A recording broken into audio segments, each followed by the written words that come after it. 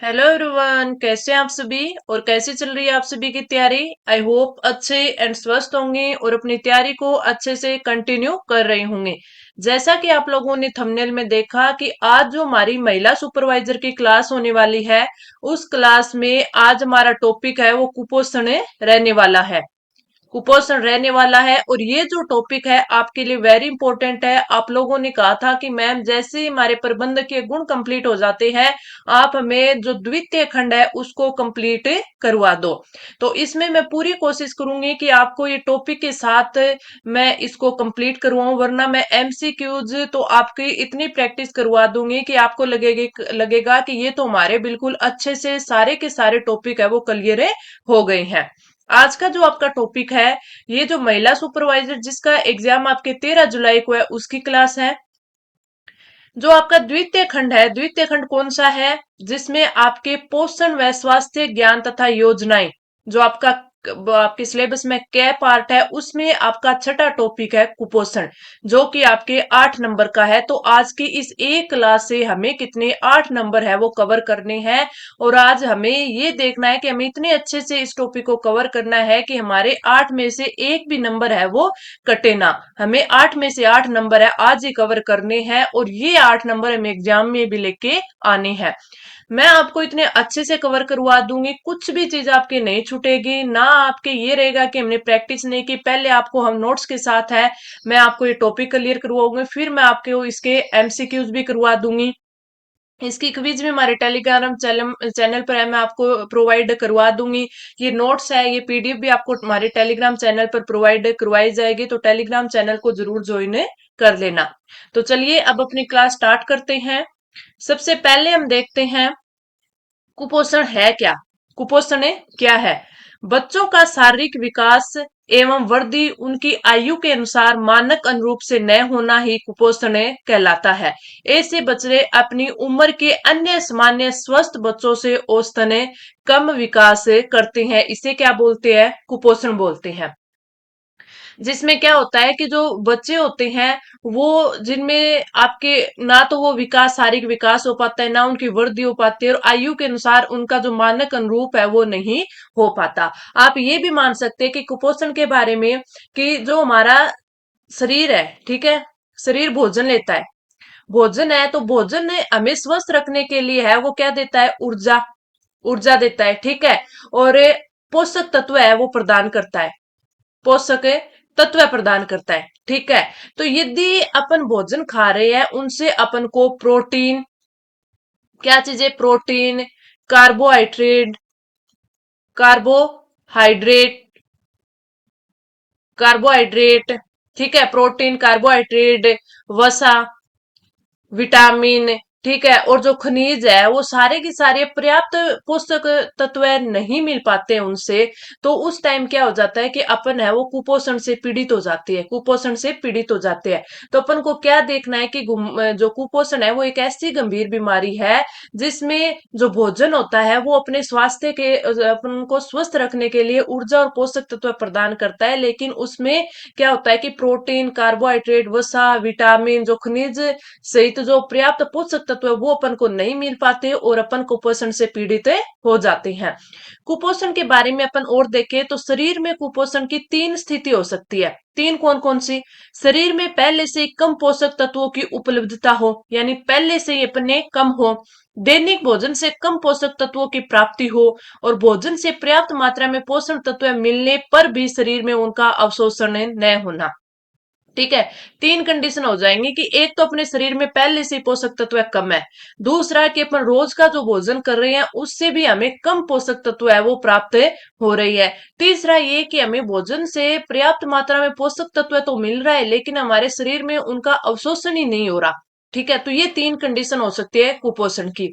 सभी बच्चों में 5 साल की उम्र तक विकास करने की क्षमता एक समान होती है। यदि कोई बच्चा कुपोषित हो तो इसका अर्थ है कि उसके शरीर के सामान्य गति से वृद्धि करने की जो क्षमता है, उसका जो मानसिक विकास है, बौद्धिक विकास है, वह उसके सीखने की क्षमता है वो प्रभावित हो रही है। ज्यादातर कुपोषित और सामान्य पोषण वाले एक जैसे लगते हैं और हम यह पहचान नहीं पाते कि उनकी वृद्धि और विकास है वो चिंताजनक रूप से प्रभावित हो रहा है। कुपोषण के दुष्परिणाम बाल्यावस्था से लेकर वयस्क होने पर भी वृद्धि और विकास को प्रभावित करते हैं। ठीक है, ये चीज ध्यान रखना। अब अपन देखते हैं कि कुपोषण है वो कितने प्रकार का होता है। तो कुपोषण दो प्रकार का होता है, ये वेरी इंपॉर्टेंट है, एग्जाम में क्वेश्चन आ सकता है। ठीक है, शरीर में कुपोषण की जो कंडीशन जो स्थिति होती है वो कितनी होती है, तीन हो सकती है, ये भी आपको कोई थोड़ा ध्यान रखना है। कुपोषण कितने प्रकार का होता है, दो प्रकार का होता है। दो कौन कौन से, एक तो होता है आपके अल्प पोषण और दूसरा होता है आपका अति पोषण। ठीक है, अल्प पोषण क्या होता है, अल्प पोषण में होता है कि उम्र की तुलना में कम वजन, उम्र की तुलना में कम लंबाई और लंबाई की तुलना में कम है वजन, कम है वजन, और अल्प पोषण कहलाता है। इसका मुख्य कारण शरीर में सूक्ष्म तत्वों जैसे कि आयरन हो गया, विटामिन, कैल्शियम तथा प्रोटीन की कमी होता है। तो ये चीज अपन को ध्यान रखना है। अल्प पोषण क्या होता है, अल्प में यानी कमी हो जाती है कि जब उम्र हो रही है तो उम्र की तुलना में वजन भी कम हो रहा है, लंबाई भी कम है। ठीक है, और लंबाई की तुलना में वजन कम है। तो ये मुख्य कारण किसके है, ये मुख्य कारण है कि जो हमारे शरीर में जो तत्व होते हैं, पोषक तत्व होते हैं, सूक्ष्म तत्व होते हैं, जैसे आयरन, विटामिन, कैल्शियम, प्रोटीन, इनकी कमी हो जाती है। अति पोषण यानी किसी चीज की अधिकता हो जाना, आयु की तुलना में ज्यादा वजन और मोटापे से अति पोषण की पहचान होती है। अगर अपन देखें कि जो अधिक पोषक तत्व है जो प्राप्त कर लेंगे, अधिक पोषक तत्व प्राप्त कर लेंगे तो मोटापा है वो भी बढ़ेगा। ठीक है, वजन है वो भी बढ़ेगा, और आहार से संबंधित जो रोग होते हैं ना, जो संसारी रोग होते हैं, जैसे कोई हृदय रोग हो गया, हृदय रोग, हृदय रोग हो गया, स्ट्रोक हो गया, स्ट्रोक हो गया, मधुमेह हो गया, कैंसर हो गई, मधुमेह, कैंसर हो गई, ये सब चीजें फिर होने लग जाती है अति पोषण से। ठीक है, अल्प पोषण की बात करें तो अल्प पोषण में हमने जैसे देखा कि पर्याप्त पोषक तत्व नहीं रहेंगे, अपने पास नहीं मिलेंगे, तो उस हिसाब से आपकी लंबाई, ऊंचाई, आपका वजन है वो कम हो जाएगा। वो क्या हो जाएगा, कम हो जाएगा, और आपके अंदर है वो अल्प पोषण के लक्षण है वो दिखाई देने लग जाएंगे। अब चीजें क्या आती है, एक ये भी इंपॉर्टेंट फैक्ट है कि हमारे देश तथा प्रदेश में अल्प पोषण से संबंधित कुपोषण की समस्या अधिक गंभीर है। यानी कौन सा पोषण है, यानी अल्प पोषण है वो सर्वाधिक है। ठीक है, क्योंकि NFHS 5 सर्वे के अनुसार प्रदेश में हर तीसरा बच्चा आयु के अनुसार कम वजन, हर पांचवा बच्चा दुबलापन और हर 10 से 4 बच्चे नाटेपन के कुपोषण का शिकार होते हैं। 10 से 14 बच्चे हैं वो नाटेपन के कुपोषण का शिकार होते हैं। इस स्लाइड में हमने देखा क्या कि कुपोषण होता क्या है, क्या देखा हमने, कुपोषण क्या होता है। उसके बाद है शरीर में कुपोषण की तीन स्थिति हो सकती है। कुपोषण के प्रकार कितने होते हैं, दो प्रकार के होते हैं, अल्प पोषण और अति पोषण। अल्प पोषण होता है कि हमारे शरीर में जो हमें सूक्ष्म तत्व चाहिए उनकी मात्रा कम हो जाती है, वो हमें नहीं मिलते, तो उस चीज में हमें अल्प है ना, तो ये सब सारी चीजें कम हो जाती है। लंबाई हो गई, वजन हो गया, ठीक है, ऊंचाई हो गई, उम्र के हिसाब से सारी चीजें कम होती है। जितनी उम्र होती है उस हिसाब से ना तुम्हारी लंबाई बढ़ पाती है ना हमारा वजन बढ़ पाता है। ठीक है, फिर बाद में अति पोषण में सारी चीजें ज्यादा हो जाती है, उम्र की तुलना में वजन भी ज्यादा, मोटापा भी ज्यादा। ठीक है, ये चीजें हो जाती है, तो इस वजह से जैसे हृदय रोग होना, स्ट्रोक होना, मधुमेह होना, कैंसर होना, ये चीजें हो जाती है। फिर अगर देखें तो ज्यादा हमारे देश में, प्रदेश में अल्प पोषण है उससे ज्यादा गंभीर ये समस्या है। अब बढ़ते हैं आगे, हम बच्चों में कुपोषण क्या है वो देखते हैं। कुपोषण क्या है, शरीर में कुपोषण की कितनी स्थिति हो सकती है, तीन हो सकती है। कुपोषण कितने प्रकार का होता है, दो प्रकार का होता है। कैसे परिभाषित करेंगे, अल्प पोषण और अति पोषण। हमने देख लिया अल्प में सब चीजें उम्र के हिसाब से कम होती है, अति पोषण उम्र के हिसाब से ज्यादा होती है। ठीक है, किस प्रकार के कुपोषण की समस्या अधिक गंभीर है, आपके अल्प पोषण की समस्या अधिक गंभीर है। ये हमने जो पिछली स्लाइड थी वो पूरी रिवीजन कर ली। अब ये सामान्य बच्चा है, ठीक है, ये कम वजन का है, देखिए इसको, ठीक है, ये नाटापन है और ये दुबलापन है, तो ये क्या है, ये कुपोषण को दर्शाता है। अब हम बढ़ते हैं आगे, अब हम देखते हैं कि कुपोषण के लक्षण क्या क्या होते हैं। कुपोषण के लक्षण है वो क्या क्या होते हैं। एक चीज देखना कि जो कुपोषण होता है, एक तो होते हैं इसके लक्षण और एक होते हैं संकेत। ठीक है, इसमें डिफरेंस भी आगे मैं आपको बताऊंगी कि लक्षण तो जैसे हमारे कोई पेट दर्द हो रहा है, ठीक है, तो वो हो गया लक्षण। संकेत वो होते हैं जिससे डॉक्टर है वो क्या करते, डॉक्टर पहचाने। जैसे कई बार लाल चकत्ते हो जाते हैं, ठीक है, नीले चकत्ते हो जाते हैं, तो उनको पहचानते हैं, वो क्या होते हैं, संकेत होती है। अपन कुपोषण के लक्षण देखते हैं, तो सबसे पहला लक्षण है कि शरीर से असामान्य रूप से फैट कम होना, सांस लेने संबंधित परेशानियां आना, अवसाद होना, सर्जरी के बाद जटिलताओं का जोखिम, हाइपोथर्मिया का जोखिम, असामान्य रूप से शरीर का तापमान कम होना, ठंड ज्यादा लगना, चोट, संक्रमण या अन्य बीमारी ठीक होने में ज्यादा समय लगना, सेक्स ड्राइव में कमी, प्रजनन क्षमता में कमी, ये सारे क्या है, ये सारे कुपोषण के लक्ष्य है, लक्षण है। ठीक है, तो हमें ये भी ध्यान रखना है क्योंकि एग्जाम में क्वेश्चन ऐसे बनता है। अब एक दो और लक्षण है आगे, वो देख लेते हैं। थकान या उदासीनता रहना, चिड़चिड़ापन रहना। अब मैंने बताया लक्षण और संकेत में डिफरेंस। लक्षण वो होते हैं जो मरीज है वो महसूस करता है, उनके बारे में बताता है। संकेत वह होते हैं जिनका डॉक्टर पता लगाते हैं। उदाहरण के तौर पर दर्द है वो एक लक्षण है, क्यों क्यों ये चीज मरीज बता देगा कि मुझे दर्द हो रहा है। जबकि लाल चकत्ते हैं वो संकेत देते हैं, वो है वो डॉक्टर पहचानता है कि किस वजह से हो रहे हैं, क्यों हो रही हैं चकत्ते, लाल चकत्ते इसका संकेत है। अब अपने लक्षण तो देख लिए, लेकिन इसी में भी तो कुपोषण में भी अधिक गंभीर मामले हो सकते हैं। तो अगर ज्यादा गंभीर होंगे तो उनके क्या क्या लक्षण होते हैं। त्वचा पतली हो जाएगी, सूखी हो जाएगी, स्थिर हो जाएगी, पीली पड़ेगी और ठंडी भी हो सकती है। चेहरे का वसा खोने से गाल खोखले और आंखें वो धसी हुई लगने लगती हैं। बाल शुष्क और विरल हो जाते हैं और गिरने लगते हैं। कभी कभी गंभीर कुपोषण के कारण घबराहट भी हो सकती है। यदि कैलोरी की कमी लंबे समय तक जारी रहती है तो हार्ट, लीवर, लंग फेलियर हो सकते हैं। ठीक है, लीवर भी खराब हो सकता है, हार्ट अटैक भी आ सकता है और लंग फेलियर भी हो सकते हैं। तो ये चीजें ज्यादा अधिक आपका कुपोषण हो सकता है, हो जाता है, या फिर इसके गंभीर मामले आते हैं तो उसमें ये लक्षण रहते हैं। तो दोनों के दोनों आपको ध्यान रखने हैं कि कुपोषण के लक्षण क्या होते हैं और जब गंभीर मामले होते हैं तो उसमें कुपोषण के क्या लक्षण होते हैं। मैं सारी चीजें आपको काफी अच्छे से समझा रही हूँ, पूरा इजी रूप में, अच्छे इजी लैंग्वेज में लिखकर आपके लिए नोट्स बनाकर लेके आई हूँ। स्लाइडें बनाने में भी काफी टाइम लगता है और ये वाली स्लाइडें हैं वो मैंने खुद ने बनाई है। क्यों, क्योंकि इससे है वो जब टाइपिस्ट को देते हैं तो वो टाइम भी ज्यादा लगाता है, कुछ ना कुछ है वो मिस्टेक भी कर देता है। ठीक है, तो इसलिए ये स्लाइडें मैंने खुद बनाई है ताकि आपको अच्छे से समझ आ सके। कोई भी आपके डाउट रहता है तो आप कमेंट करके पूछ सकते हो कि इस चीज में हमें डाउट था और ये हमारी क्वेरी रही थी, तो वो भी हम क्लियर कर लेंगे। इस क्लास से रिलेटेड है, आप यहीं पर हमें कमेंट करके पूछ सकते हो। और कोई आपकी क्वेरी है तो आप हमारे इंस्टाग्राम पर भी हमें मैसेज कर सकते हो। तो ये चीजें आपके लिए काफी इंपॉर्टेंट है, काफी अच्छे से ध्यान देना।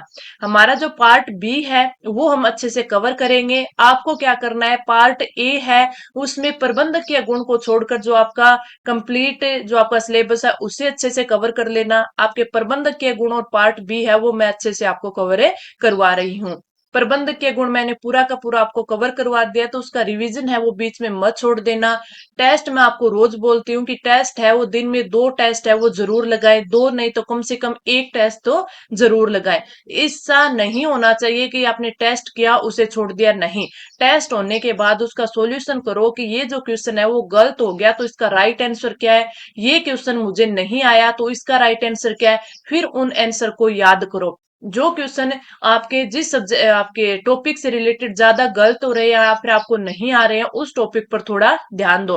जो बच्चा अपना प्रबंधकीय गुण और जो पार्ट बी कंप्लीट कर लेगा, अच्छे से कर लेगा, देखना सिलेक्शन भी उसी का होगा। क्योंकि पार्ट ए में आपके अगर हिंदी, इंग्लिश, मैथ, रीजनिंग और जीके की बात करें तो वो हर एक स्टूडेंट का अच्छा होगा। क्यों, क्योंकि उसने सीटी किया है तो वो हर एक बच्चे का अच्छा होगा। हमें ज्यादा ध्यान किस पे देना है, प्रबंध के गुण और पार्ट बी पे देना है। तभी कहती हूँ कि जितना ज्यादा हो अपने टेस्ट की प्रैक्टिस किया करो, एमसीक्यूज किया करो, प्रीवियस ईयर क्वेश्चन किया करो। ठीक है, और अगर आपको टेस्ट सीरीज चाहिए, अगर आपको लगे कि हमारी टेस्ट सीरीज आपके लिए फायदेमंद है तो आप हमारे टेस्ट सीरीज भी ले सकते हो, जो कि आपको 100 रुपए में 10 टेस्ट है वो प्रोवाइड करवाई जा रही है, पीडीएफ फॉर्मेट में प्रोवाइड करवाई जा रही है, जो कि मैंने टेलीग्राम पर जानकारी दे रखी है। तो वहां पर भी आप जाकर उसके बारे में और जानकारी ले सकते हो। ये नहीं कि जरूरी है हमारा ही टेस्ट, जहां कहीं भी आपको इसके टेस्ट मिले वहां से आप प्रैक्टिस करो। आगे बढ़ते हैं, अपना अगला देखते हैं। अब हम देखते हैं कि कुपोषण किस वजह से होता है, इसके कारण क्या होते हैं। कुपोषण एक विश्वव्यापी समस्या है, पर्यावरणीय, आर्थिक और चिकित्सा स्थितियों की वजह से हो सकती है। कुपोषण के सबसे पहले तो सामान्य कारण है वो शामिल है, वो देख लेते हैं, उसके बाद इसकी ओर चर्चा करते हैं। खाद्य असुरक्षा या पर्याप्त और सस्ते भोजन की कमी। कई अध्ययन में विकासशील और विकसित दोनों देशों में खाद्य असुरक्षा और कुपोषण में संबंध पाया गया है। यानी अगर खाद्य असुरक्षा है या फिर जो पर्याप्त खाद्य पदार्थ नहीं मिल पा रहा है, सस्ता भोजन है, ठीक है, सस्ते भोजन की कमी हो जाना यानी सभी को पूरा भोजन नहीं मिल पाना भी, ये भी क्या एक कुपोषण है। ठीक है। अगला देखते हैं कि पोषक तत्वों के अवशोषण के साथ पाचन संबंधित समस्याएं, ऐसी बीमारियां जो कुपोषण का कारण बनती है, जैसे कि क्रोहन रोग, सीलिएक रोग, आंतों में बैक्टीरियल अतिवृद्धि। तो यानी सबसे पहला सामान्य कारण तो यही हो गया कि खाद्य असुरक्षा है, या तो उनको पूरा भोजन नहीं मिल पा रहा है, पर्याप्त नहीं है उनके लिए। दूसरा कि वो है, वो खाद्य जो पदार्थ है वो सुरक्षित नहीं है, या फिर मान लीजिए कि वो आपके लिए, स्वास्थ्य के लिए सही नहीं है। ठीक है। पोषक तत्वों का अवशोषण नहीं हो पा रहा है, या फिर पोषक तत्व उनको पूरे मिल ही नहीं पा रहे हैं। अगला अपन अगर और देखें, आगे चलते हैं इसमें। बहुत ज्यादा शराब पीना है वो भी क्या है, एक कुपोषण का शिकार है, माना जा सकता है। कैसे कि जब बहुत ज्यादा शराब पी ली जाती है तो शराब पीने से प्रोटीन, कैलोरी और सूक्ष्म पोषक तत्वों की अपर्याप्त खपत होती है। ठीक है। जो शराब पीते, शराब पीना कुपोषण नहीं है, लेकिन शराब पीने के कारण है वो कुपोषित हो सकते हैं। क्यों हो सकते हैं, ये इसके रीजन इसमें बता दिए। मानसिक स्वास्थ्य विकार। अगर कोई व्यक्ति अवसाद में है, अन्य मानसिक रोग है, तो कुपोषण के खतरे को बढ़ा सकती है। एक अध्ययन में पाया गया है कि स्वस्थ व्यक्तियों की तुलना में जो अवसाद से पीड़ित लोग हैं, उनमें कुपोषण की व्यापकता है वो 4% अधिक पाई जाती है। क्यों? क्योंकि अगर व्यक्ति अवसाद में रहेगा तो अगर वो कुछ खा भी लेगा, खा पी भी लेगा, तो उसको लगेगा नहीं। क्यों? क्योंकि जो उसके अवशोषण की क्षमता होती है, अवशोषण की क्षमता होती है वो कम हो जाती है। ठीक है। वो जो आपके जो पोषक तत्व है वो खाता है तो वो उसमें लगते नहीं है, यानी उसका अवशोषण उसकी बॉडी में अच्छे ढंग से नहीं हो पाता। तो मानसिक स्वास्थ्य विकार है, अवसाद है, वो भी आपके कुपोषण का एक कारण हो सकता है। खाद्य पदार्थों की उपलब्धता या पकाने में कमी। अध्ययन से पता चला है कि बहुत कमजोर होने, चल फिर पाने में दिक्कत और मांसपेशियों में कमजोरी कुपोषण के जोखिम को बढ़ाते हैं। अब आप देखिए, कोई खाद्य पदार्थ है, उसकी एक तो उपलब्धता ही नहीं है, दूसरा अगर आप उसको ढंग से पकाकर नहीं खाते हैं तो उससे भी क्या होगा कि जो सूक्ष्म तत्व होते हैं या जो पोषक तत्व होते हैं, वो उसको पकाने से जो सही मिल पाते हैं वो नहीं मिल पाएंगे। ठीक है। चलने फिर पाने में दिक्कत, मांसपेशियों में कमजोरी होती है, वो कुपोषण के जोखिम को फिर बढ़ा देते हैं। इन समस्याओं से भोजन पकने की क्षमता है वो कम हो जाती है। तो आपको ये भी ध्यान रखना है कि खाद्य पदार्थों में उपलब्धता पूरी नहीं है, भोजन भी पका हुआ नहीं मिल पा रहा है, तो वो भी कुपोषण को बढ़ा सकता है। अब अपन आगे बढ़ते हैं। अब देखते हैं कि बच्चों में कुपोषण के क्या कारण हो सकते हैं। भोजन की कमी, इससे तो कुपोषित हो ही होएगा। बीमारियां, दूषित वातावरण और दूषित जल। इसके अलावा और जो अंतर्निहित कारण है, अगर गरीबी में बच्चा रहेगा तो उसको एक तो शुद्ध भोजन नहीं मिल पाएगा, दूसरा उसको पर्याप्त भोजन भी नहीं मिल पाएगा। समाज में महिलाओं की कमजोर स्थिति, सामाजिक मान्यताएं, अशिक्षा और जागरूकता में कमी, ये भी बच्चों में कुपोषण के कारण हो सकते हैं। क्यों? क्योंकि इससे है वो बच्चे को पूरा भोजन नहीं मिल पाएगा, और अगर पूरा भोजन नहीं मिल पाया तो क्या होगा कि उसको, वो बच्चा कुपोषित हो जाएगा। अब अपन आगे बात करेंगे, आगे बढ़ते हैं। बच्चों में कुपोषण के लक्षण आपको कौन कौन से देखने को मिलते हैं। शरीर का वजन कम होना तथा कमजोरी, ये देखिए बच्चा दिखने में कुपोषित लग रहा है। कार्य करने पर शीघ्र थकान आ जाना, शरीर की वृद्धि रुकना, मांसपेशियां ढीली हो जाना, झुर्रियां युक्त पीले रंग की त्वचा हो जाना। अब इसके मुंह पे देखे तो झुर्रियां गिरी हुई हैं। चिड़चिड़ापन तथा घबराहट होना, दसी हुई आंखें, काला वृत्त बनाना, ये सारे के सारे बच्चों में क्या है, कुपोषण को दर्शाते हैं। ये जो बीच बीच में मैं स्लाइड लेके आ रही हूँ वो आपके लिए इसलिए लेके आई ताकि आप इस चीज को देखोगे तो ये आपके माइंड में रहेगी। पढ़ा हुआ कम माइंड में रहता है, लेकिन देखा हुआ किसी चीज को, अपन किसी चीज को देख लेते हैं वो ज्यादा देर तक अपन को याद रहती है। तो ये क्या है, बच्चों में कुपोषण के लक्ष्य हैं। अगर अपन देखें ना, तो जो कुपोषण होता है उसके शुरुआती चरण में किसी बच्चे को देखकर ये पहचानना कठिन हो जाता है कि ये कुपोषित है। लेकिन जब कुपोषण गंभीर रूप ले लेता है तो बच्चे में कमजोरी और दुबलेपन के लक्षण है वो दिखाई देने लग जाते हैं, जिससे उसके शरीर की है वो वृद्धि रुक जाती है, जो मांसपेशी है वो ढीली हो जाती है। ठीक है। कुपोषित बच्चे का जो काम करता है तो काम करने में उसका मन नहीं लगता, यानी कार्य करने पर शीघ्र उसे थकान भी आ जाती है, ना उसका काम करने में मन लगता है। कुपोषित बच्चे की एक पहचान ये भी होती है, उसके उसका जो चेहरा है वो पीला पड़ जाता है, जो त्वचा है वो भी पीली दिखने लग जाती है। जो आंखें हैं उसके नीचे है वो काले घेरे से बन जाते हैं।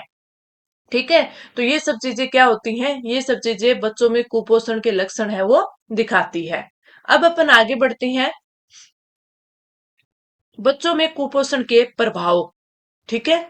कुपोषित बच्चों की रोग प्रतिरोधक क्षमता कम हो जाने के कारण शरीर के संक्रमण से बचाव की क्षमता कम हो जाती है और बच्चे का बार बार बीमार पड़ने लग जाता है। अब देखिए प्रभाव क्या होगा, कि जब किसी बच्चे की रोग प्रतिरोधक क्षमता ही कम हो गई तो उसको, जो उसके शरीर को संक्रमण से लड़ने की क्षमता है वो कम हो जाएगी। यानी उसका शरीर है फिर संक्रमण से उसका बचाव नहीं करेगा, क्योंकि उसमें इतनी क्षमता नहीं है कि वो संक्रमण से लड़ सके, तो वो बच्चा है वो बार बार बीमार पड़ेगा। पहली।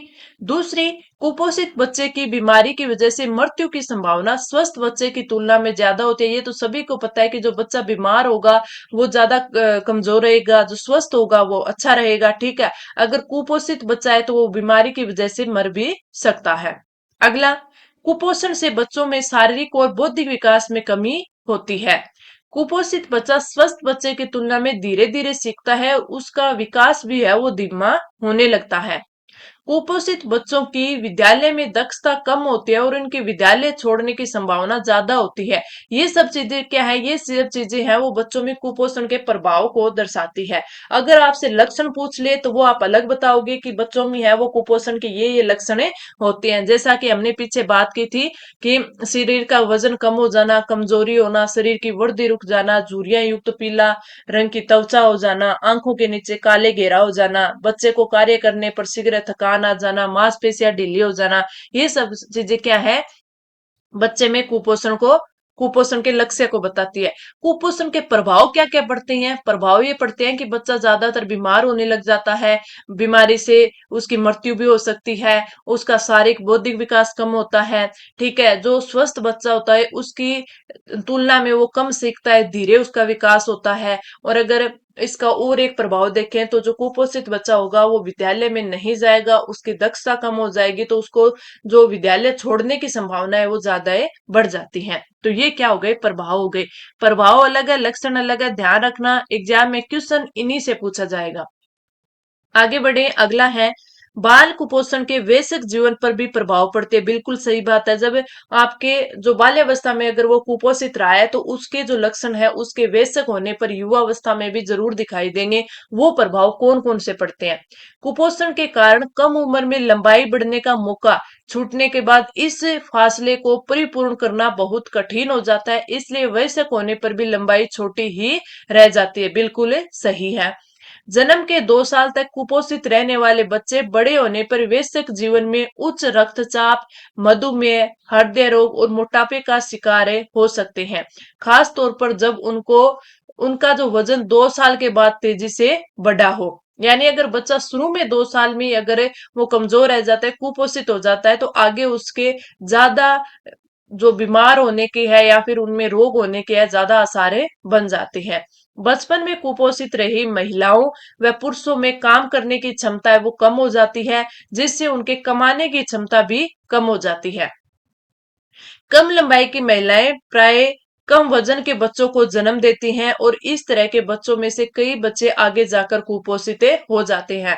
अब ये है कि जो महिलाएं खुद दुबली पतली होगी तो वो बच्चे को पोषण किस प्रकार मिलेगा, नहीं मिलेगा ना, तो फिर वो जो बच्चे होते हैं वो भी कम वजन के होते हैं और वो बीमार ही होते हैं और वो आगे जाकर फिर ज्यादा कुपोषित हो जाते हैं। तो अगर बाल्यावस्था में कोई बच्चा है, बच्ची है, कोई भी वो अगर कुपोषण से कुपोषण का शिकार हुआ है तो उसकी युवावस्था, उसके वयस्क जीवन पर भी उसका काफी ज्यादा प्रभाव पड़ता है। अब अपन आगे देखते हैं कि बच्चों में कुपोषण के प्रभाव। बच्चे बार बार बीमार पड़ते हैं, शरीर शारीरिक और बौद्धिक विकास में कमी आती है, कुपोषित बच्चे पढ़ाई में पिछड़ जाते हैं, वयस्क होने पर कार्य क्षमता और कमाने की क्षमता पर प्रभाव पड़ता है। ये पहले मैंने इसके और ज्यादा भी अच्छे अच्छे एग्जाम्पल बता दिए थे बच्चों के कुपोषण के प्रभाव के, लेकिन ये स्लाइड इसलिए लगाई है ताकि आप इस चीज को समझ सको। बच्चा बार बार बीमार पड़ेगा, उसका जो उसकी मम्मी है वो इस प्रकार उसकी देखभाल करेगी, अगर उसकी शारीरिक बौद्धिक विकास नहीं होगा तो कुछ इस प्रकार दिखाई देगा। कुपोषित बच्चा होगा, उसका पढ़ाई में मन नहीं लगेगा, ना उसको याद होएगा, तो वो पढ़ाई में काफी पिछड़ जाएगा। और वयस्क होने पर उसकी सारी की सारी क्षमताएं उसके काम करने की है, कमाने की है, सारी की सारी कम पड़ जाएंगी, यानी उस पर जो वयस्क अवस्था पर उसका काफी ज्यादा प्रभाव पड़ेगा। तो ये था बच्चों में कुपोषण का प्रभाव। आगे बढ़ते हैं। अगला है बच्चों में कुपोषण को किस तरह पहचाने। तो इसमें बच्चों में कुपोषण की पहचान 3 प्रकार के चार्ट उपयोग करके की जाती है। कौन कौन से? एक तो होता है अल्प वजन का, आयु के सापेक्ष वजन का चार्ट उपयोग करके, दुबलापन लंबाई के सापेक्ष वजन का चार्ट उपयोग करके, और नाटापन है वो आयु के सापेक्ष लंबाई और ऊंचाई का चार्ट प्रयोग करके। यानी मैंने आपको शुरू में बताया था कि जब बच्चे में कुपोषण होता है तो उसमें मैंने शुरू में जो स्लाइड दिखाई थी उसमें बताया था ना कि अल्प वजन वाले बच्चे, ये देखिए, अल्प वजन वाला यानी कम वजन वाला ये है, नाटापन वाला ये, और दुबलापन ये है। तो इसको अपन पहचानेंगे कैसे? पहचानेंगे कैसे? तो इसमें इसने बताया है किस प्रकार पहचानेंगे।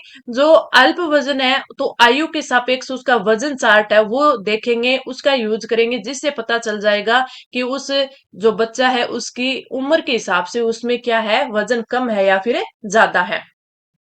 अगर अपन माने इस अल्प वजन, इस चार्ट का वजन का चार्ट जो आयु के सापेक्ष वजन का चार्ट है उसको यूज करके अपन माने तो बच्चे का वजन उम्र के अनुसार कम है या नहीं है।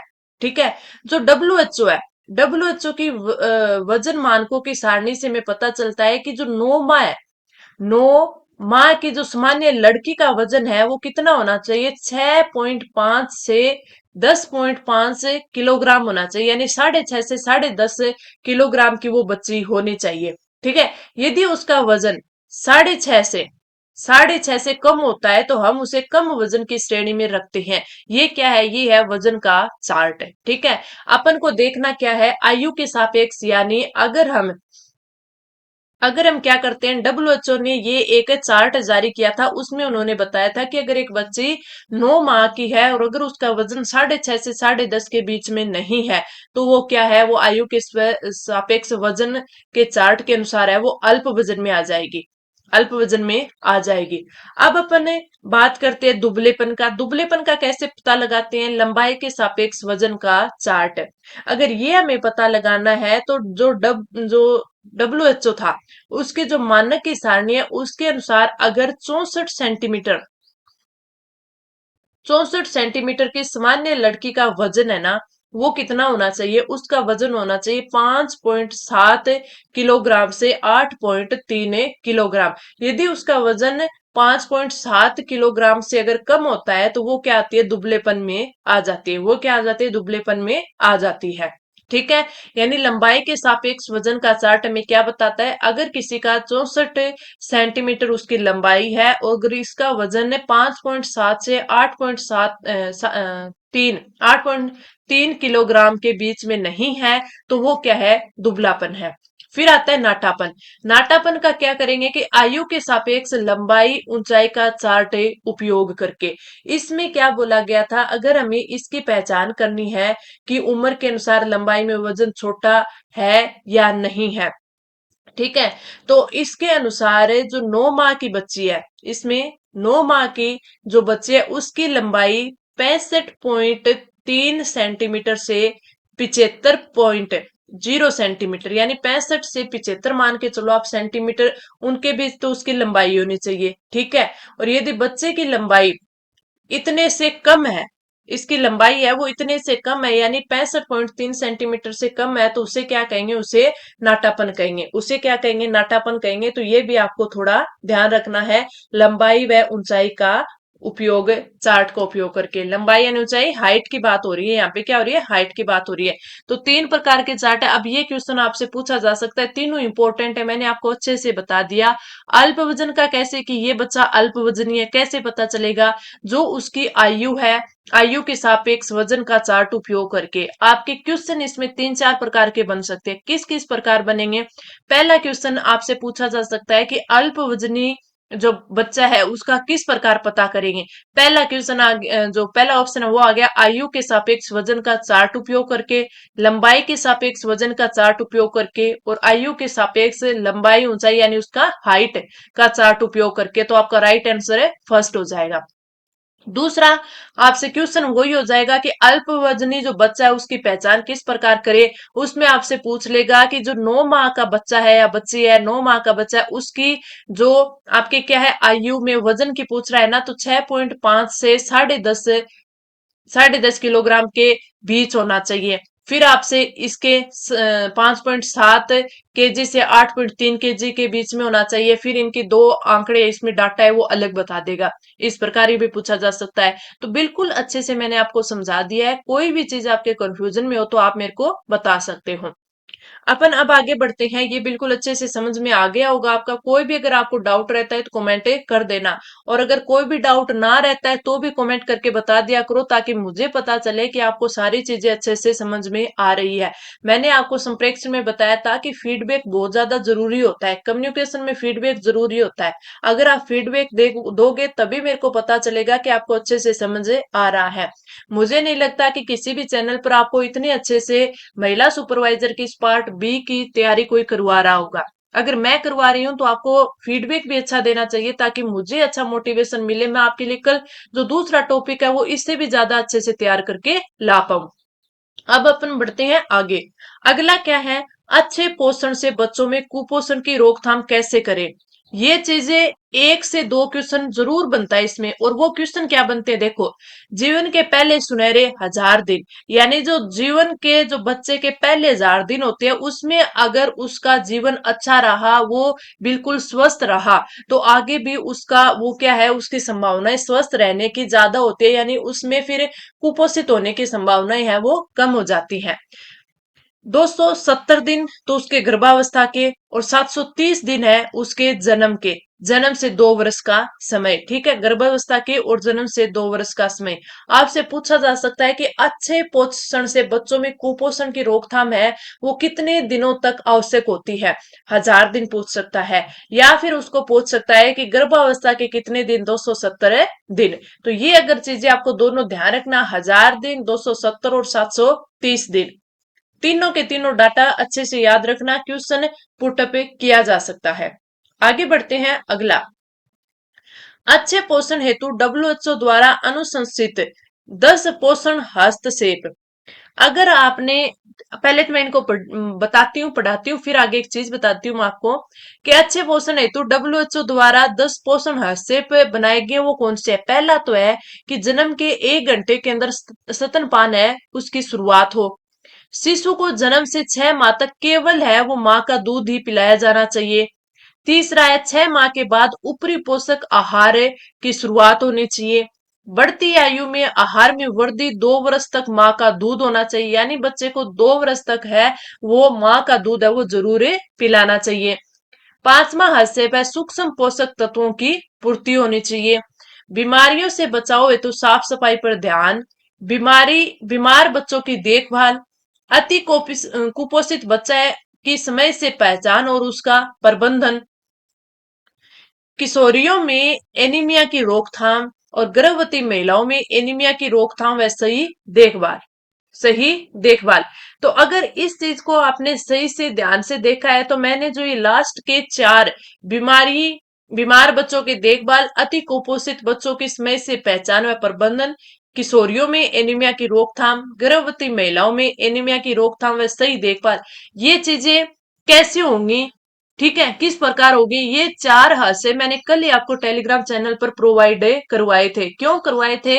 ताकि इससे अगर एक एक क्वेश्चन भी बने ना तो आपके बिल्कुल सही हो। 10 के 10 हादसे पे ये काफी इंपॉर्टेंट है।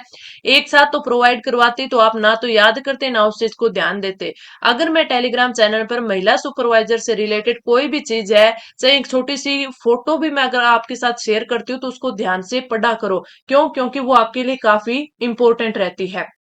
मैंने कल आपको क्या प्रोवाइड करवाया था, एक ये प्रोवाइड करवाया था कि किशोरियों में एनीमिया की रोकथाम, किशोरियों में एनीमिया की रोकथाम, ये जब मैंने प्रोवाइड करवाया था तो एक मैंने फोटो आपको वो इसमें शेयर की थी कि उसमें क्या था कि जो किशोरी है इनमें एनीमिया से रोकथाम के लिए क्या करना होता है कि जो एक गोली आती है IFA गोली, ठीक है, इसके सेवन के लिए इसमें बोला गया है जो 10 से 19 वर्ष की किशोरी है, जो 10 से 19 वर्ष की जो किशोरी है उनको जो ये IFA की एक गोली का साप्ताहिक सेवन करना चाहिए। कितना साप्ताहिक सेवन है करना चाहिए, ठीक है। जो बच्चे स्कूल में जाते हैं तो उनको स्कूल में वो प्रोवाइड करवाने चाहिए। अगर जो किशोरी स्कूल में नहीं जाती उसको वो आंगनवाड़ी केंद्र पर है वो प्रोवाइड करवाई जाती है, यानी वो गोली दी जाती है।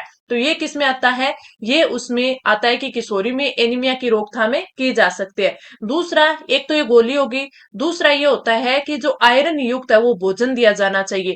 तीसरा, किशोरियों की स्वास्थ्य पोषण और स्वच्छता पर समझ है उनकी विकसित करनी चाहिए। क्यों? क्योंकि जो एक किशोरी है वो भी एक भावी माँ है, आगे जाकर वो भी एक माँ बनेगी। अगर वो स्वस्थ रहेगी तो उसका बच्चा स्वस्थ रहेगा, बच्चा स्वस्थ रहेगा तो कुपोषित नहीं होगा और इससे कुपोषण को कम और खत्म किया जा सकता है। तो मैंने ये एक सिर्फ समझाकर आपको बताया है। मैंने आपको 10वां, 7वां, 8वां, 9वां, 10वां चारों के चारों वहां पे शेयर किए थे। पता नहीं आप लोगों ने अच्छे से पढ़े हैं नहीं पढ़े हैं, ऐसे ही देख के छोड़ दिए, वो तो आप ही जाने। लेकिन ये चीजें मैं आपके साथ शेयर करती हूँ तो आप उनको अच्छे से देखा करो, पढ़ा करो, एक बार सेव किया करो ताकि आप है उसका बाद में रिवीजन है वो कर सको। तो ये 10 स्टेप है वो मैं आपको वहां पर टेलीग्राम चैनल पर अलग से प्रोवाइड करवा दूंगी ताकि आप उनका रिवीजन कर पाओ और उनको अच्छे से पढ़ पाओ। जरूर आप देखना, इससे एक क्वेश्चन तो बन सकता है। ठीक है, तो ये क्या है? WHO द्वारा अनुशंसित 10 पोषण हस्तक्षेप है। इसमें 10 के 10 आप अच्छे से याद कर लेना। इसके बाद जो हमारा टॉपिक है थोड़ा और बच गया है, वो क्या है कि कुपोषण के प्रकार, उसकी महत्वपूर्ण पहल क्या हुई है, तो वो हमें कल की क्लास में देखेंगे। आज की क्लास कुछ ज्यादा ही बड़ी हो जाएगी और कल के क्लास में ये आगे वाला टॉपिक कंप्लीट कर लेंगे और साथ में इसके MCQs भी कर लेंगे ताकि आपको पता चले कि जो हमने पढ़ा है वो सही हमारे लिए इनफ है या नहीं है, कितना इंपॉर्टेंट है या नहीं है। तो क्लास आपके लिए काफी इंपॉर्टेंट रहती है, आपको शुरू से लेके लास्ट तक देखने चाहिए और इसका रिवीजन है वो 2-3 बार अगर आप अब कर लोगे ना और एक बार एग्जाम से पहले कर लोगे तो आपके ये 8 नंबर कहीं नहीं जाएंगे। और अगर आपने ये 2 क्लास ले ली और इस PDF को पढ़ लिया तो भी आपके 8 नंबर है वो अच्छे से आप कवर कर लोगे। जो मैं हर बार बोलती हूँ वो मैं आपको बार बार ये चीज बोल रही हूँ कि आप टेस्ट प्रैक्टिस है वो ज्यादा से ज्यादा करना। जरूरी नहीं कि हमारा टेस्ट लो, लेकिन टेस्ट प्रैक्टिस है वो जरूर करो। अगर हमारा टेस्ट किसी को अच्छा लगे तो आप हमारा टेस्ट भी ले सकती हैं, जिसका प्राइस बिल्कुल ही कम है, 100 रुपए है, और जिसमें आपको 10 टेस्ट है वो प्रोवाइड करवाए जा रहे हैं। अब अपन कल की क्लास में इस टॉपिक को कंप्लीट करेंगे। तो अब हम कल की क्लास में मिलते हैं। कोई भी क्वेरी रहती है तो आप कमेंट करके पूछ लेना। तो चलिए अब हम मिलते हैं कल, तब तक के लिए धन्यवाद।